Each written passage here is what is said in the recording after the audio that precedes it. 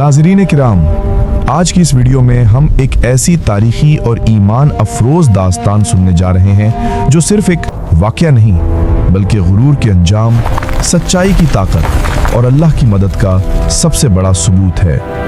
ये कहानी है फ़िरौन की, जिसके गुरूर ने उसे खुदा बनने पर मजबूर कर दिया, और ये कहानी है हज़रत मूसा अलैहिस्सलाम की, जिन्हें अल्लाह ने हक़ के पैगाम के लिए मुंतखब किया।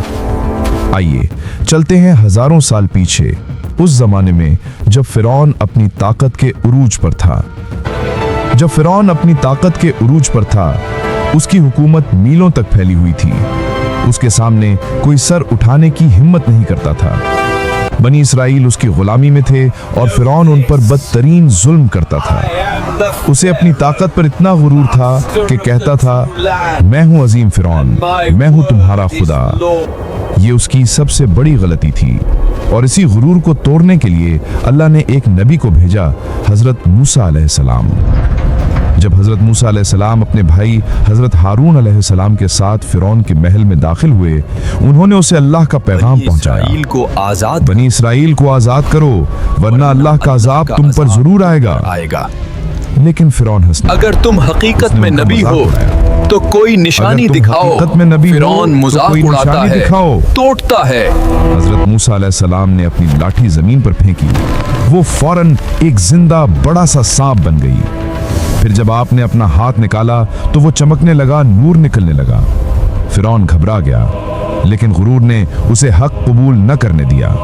उसने कहा, ये तो जादू है, मैं भी अपने जादूगरों को बुलाकर मुकाबला करवाऊंगा। अगले दिन फ़िरौन ने पूरे मिस्र में ऐलान करवा दिया, आज अजीम मुकाबला होगा। मैदान खचाखच भरा हुआ था। फ़िरौन हंसता हुआ अपने तख्त पर बैठा सब देख रहा था। जादूगर आगे बढ़े और हज़रत मूसा से कहा, ए मूसा, पहले तुम फेंको या हम फेंकें? आपने फरमाया, पहले तुम फेंको। उन्होंने अपनी रस्सियां और लाठियां फेंकी। वो सब के सब हरकत करने वाले बड़े बड़े सांपों में बदल गईं। लोग शोर मचाने लगे। फ़िरौन खुशी से फूल गया।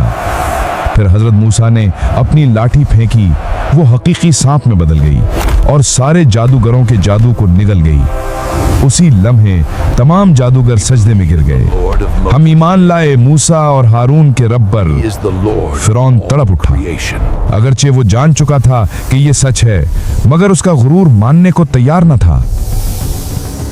अल्लाह ने फ़िरौन पर एक के बाद एक 7 बड़े अजाब नाजिल किए। पहला अजाब, बड़ा सैलाब। दरियाए नील ओवरफ्लो हुआ, घरों, फसलों, बुतों सबको तबाह कर दिया। फ़िरौन ने डर कर हज़रत मूसा से दुआ की दरखास्त की। दुआ से अजाब हट गया, मगर फ़िरौन फिर वादा तोड़ गया। दूसरा अजाब, टिड्डी दल आए। मुल्क भर में टिड्डियों के लश्कर आए।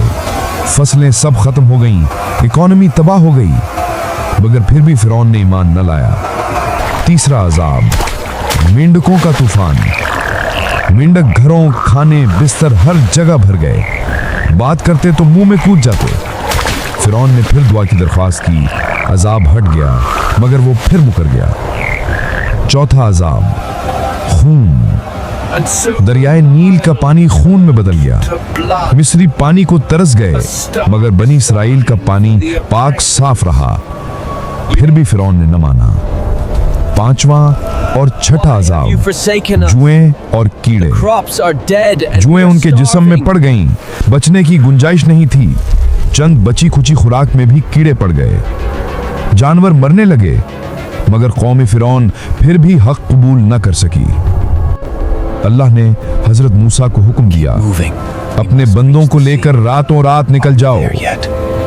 सब तैयार हुए, मगर एक मसला, हज़रत यूसुफ अलैहिस्सलाम की कब्र का पता नहीं था, और उनकी वसीयत थी कि उनका जसद साथ ले जाया जाए। एक बूढ़ी औरत ने मकाम बताया, इस शर्त पर कि वो जन्नत में मूसा के साथ होगी। अल्लाह ने ये शर्त कबूल कर ली। जसद मुबारक निकाला गया और पूरी कौम मिस्र छोड़ने लगी। जब फ़िरौन को ये खबर मिली तो वो आग बगूला हो गया और अपनी अजीम फौज लेकर पीछे पीछे निकल आया। हज़रत मूसा और बनी इसराइल आगे बढ़ते गए। अचानक सामने समंदर आ गया और पीछे फ़िरौन की फौज तेजी से करीब आ रही थी। कौम चीखने लगी, ए मूसा हम तो फंस गए। मूसा ने जवाब दिया, हरगिज नहीं, मेरा रब मेरे साथ है, वो रास्ता निकालेगा।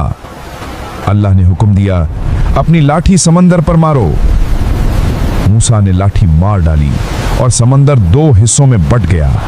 पानी पहाड़ों की तरह ऊपर उठ गया, दरमियान में खुश्क रास्ता बन गया।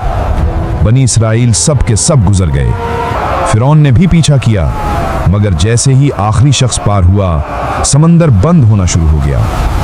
फिरौन घबरा कर चिल्लाया, मैं मूसा के रब को ईमान लाया, मगर अब बहुत देर हो चुकी थी। समंदर ने उसे हमेशा के लिए निगल लिया।